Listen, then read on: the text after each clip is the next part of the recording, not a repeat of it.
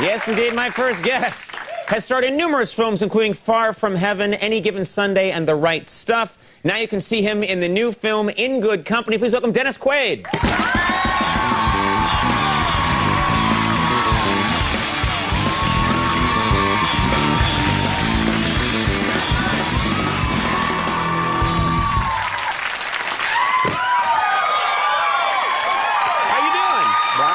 That's nice. It's Friday, isn't it? Yeah. It's not because it's Friday, it's because it's you. Oh. And it's Friday. It combines. Well, Dennis Quaid on a Friday. It doesn't get better than that.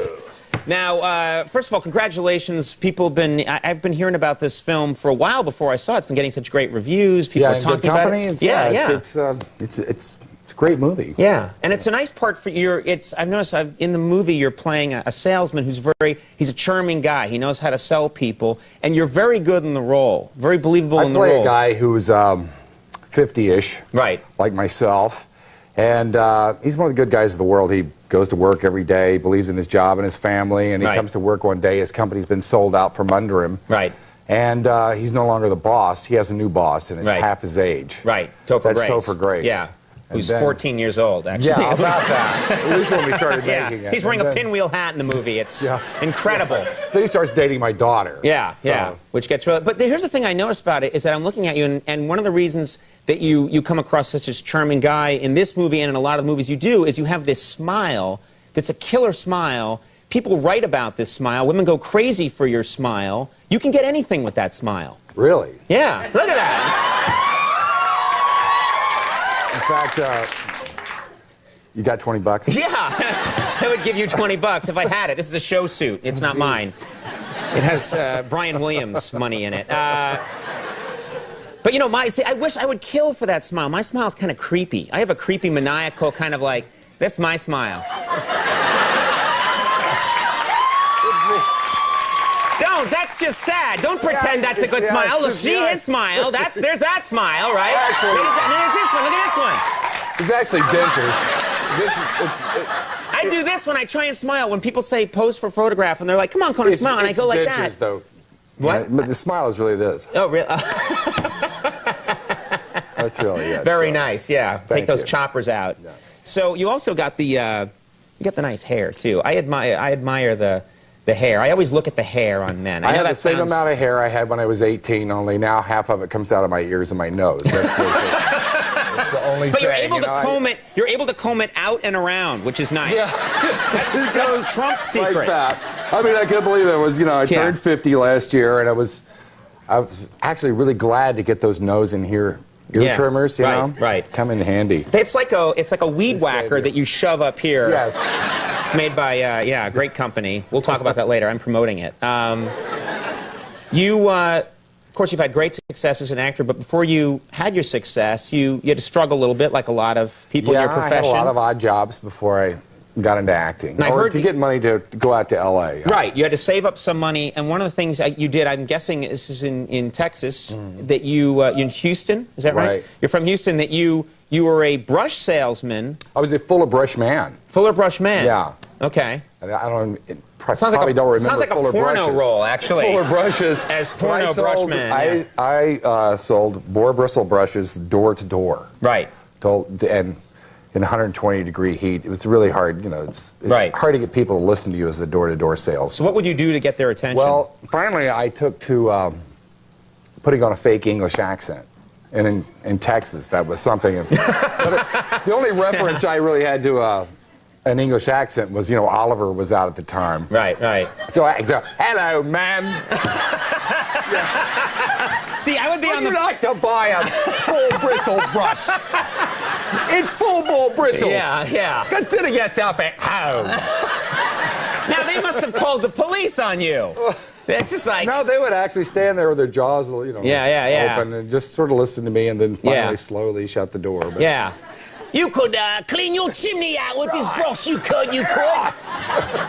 What a ridiculous thing to do. You were also, I'm guessing, I've heard, and I find this hard to believe, that you were a clown, I was a clown at an amusement park. At Astroworld in Houston, yeah. But you don't I seem did that like for 2 summers. You don't seem like you'd ever have been a clown to me. Well, nobody looks like a clown until they put on the makeup, right? Well, I kind of look like a, yeah. No, Houston is so hot, they have outdoor air conditioning there. Right. You know, and so we have full clown makeup on, clown white, and the job really consisted, it was a great job, it consisted of basically going out for 15 minutes an hour. Right. And having kids kick you and hit you and punch you and and all kinds of things, throw their drinks on you, and then we'd go back to what we call the firehouse, which is a little area where our dressing room, and we'd play poker for paychecks, for the next. And so to me, there's no sadder image in my mind than clowns in very high heat.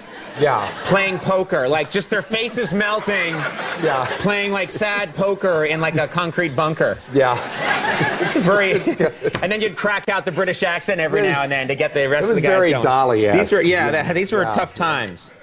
I'm looking forward to Flight of the Phoenix because I love the original. Yeah. And this movie, I understand there was a lot of people playing pranks. On the set, messing around with each other. But on this film, the pranks were a little more intense. Is that right? A little bit. I came back from the set one day. Where were you shooting We were it? in Namibia, out in the desert, and I came back to the set, and there was opened the door of my trailer, and there was a cheetah on my couch. See, that's not a prank. So you that's not. There's down. Yeah. One of those things. What's they don't weird really is go for it. That's not a prank. When someone puts a man-eating animal in your, that's like haha prank acid. Yeah, that's like ha, I burned you prank. It seems like a strange thing to do. But cheetahs, they're cowards. Oh. That's what I came to find out. Oh, I didn't know that. I didn't know. If you face a cheetah, because they're trained to run after things. Right. But if you turn your back, then they get really brave. But it's so also you weird, keep like facing them. An animal that's trained. So if you don't run, they make can't. good guard cats. So you're suggesting to people at home right now to buy a cheetah and keep it around the house as a guard cat. Instead of a chia pet, you get a cheetah pet. Yeah. Oh my God! But that smile, though, you can sell it. Look, he can do. See. You can get away with anything. God, I'm grabbing at straws, man. Now, so I see this movie. I see the movie In Good Company, and there's a scene in the movie where your character comes in, and there's a surprise party for him. Yeah. And your character... I know it's going to be a surprise party for me. You find out beforehand, and so you walk into the room with your pants, and you moon. In my underwear, In your underwear, and then you moon everybody, and you did that, I'm told, just as a joke for the crew that were shooting the movie, and then the director decided to keep that scene in, because it's in the movie. Yeah, well, I saw my opportunity, and so I went for it. Yeah. But then they liked it, and so then I was stuck, because then they have to do like the close-up, and then they have to do the super close-up. Right.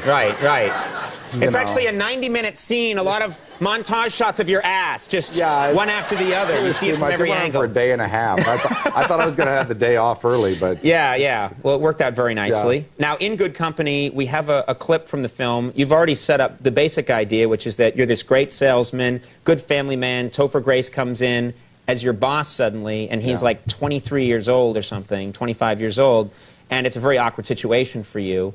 Anything we need to know for this clip right here we're about to see? I think you explained it really well. Aren't I good? Yeah. It's incredible. Fantastic. It's amazing. Take a look at this clip from In Good Company. You were an excellent salesman. You ran a good team. I think that you have the potential to be an awesome wingman here. An awesome wingman? Well, Carter, I definitely see the benefit for you in having an awesome wingman, but what is the benefit for me at this point in my career of being an awesome wingman? Well, one benefit at this point in your career is that you get to keep your job. It's a pretty good benefit, don't you think? You really feel for this guy in the movie. Carter, Topher, he's so great in this movie, too. Yeah. He starts off as such a little smartass, but you still like him at the same time. And Right. he's just Well, they're great real actor and a characters. great guy, too. They're not. At first, you think he's just a two-dimensional character, Right. and then there's more to it than that. In Good Company, you should go out and see it. It's really great. It's in theaters right now. And thanks so much for stopping by. Thank you, Congratulations, Conan. You bet. Dennis Quaid. Frankie Muniz coming up. We'll take a break. We'll be right back.